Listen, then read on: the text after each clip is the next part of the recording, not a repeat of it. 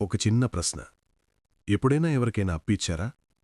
ఇచ్చినవాళ్లకే తెలుసు ఆ ఫీలింగ్ ఏంటో. డబ్బు ఇచ్చిన క్షణం నుంచి మనసు ప్రశాంతంగా ఉండదు.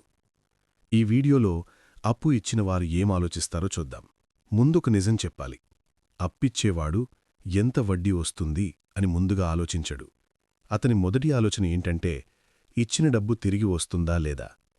వడ్డీ అడిగితే డబ్బు కోసమే ఇస్తున్నాడు అని ఎదుటివాడనుకుంటాడేమో అనే భయం. అడక్కపోతే ఇచ్చిన డబ్బు అసలు తిరిగి వస్తుందా లేదా అనే డౌటు. ఇక్కడ లాభం గురించి కాదు, డబ్బు పోతుందేమో అన్న టెన్షన్ గురించే. అందుకే అప్పు ఇచ్చినవాడి మనసు మొదటినుంచే ప్రశాంతంగా ఉండదు.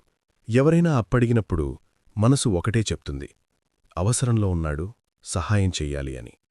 కాని లోపల ఇంకో వాయిస్, నిజంగా అవసరమా, లేదా అలమాటుగా అప్పులు తీసుకుంటున్నాడా, ఇవ్వకపోతే ఎంత కష్టముంటే అడిగుంటాడో అనిపిస్తుంది. ఇస్తే మోసపోతానేమో అనిపిస్తుంది. ఇక్కడే మనిషి లోపల మేధోమదనం మొదలవుతుంది. ఈ డబ్బు నా ఇంటికి అవసరమైతే, పిల్లల చదువు, రేపు నాకేదైనా ఇబ్బంది వస్తే ఎలా? ఇతరులకు సహాయం చేస్తూ నా కుటుంబాన్ని రిస్కులో పెట్టానా అని. బయట మాత్రం ఎవరికీ కనిపించదు, లోపల మాత్రం భవిష్యత్తు భయం. ఇక డబ్బు ఇచ్చిన తర్వాత విలువ తగ్గినట్టనిపిస్తుంది. ముందున్న గౌరవం తర్వాత ఉండదు. ఒకప్పుడు సమానంగా మాట్లాడినవాడు తప్పించుకుంటాడు. ఇదే అసలు ట్విస్ట్. ఫోన్ లిఫ్ట్ చేయడు, రిప్లై ఉండదు, కనీసం కనిపించడు. అప్పుడే అర్థమవుతుంది, మనిషే మారిపోయాడు అని. ఇప్పుడు అసలు పోరాటం మొదలవుతుంది.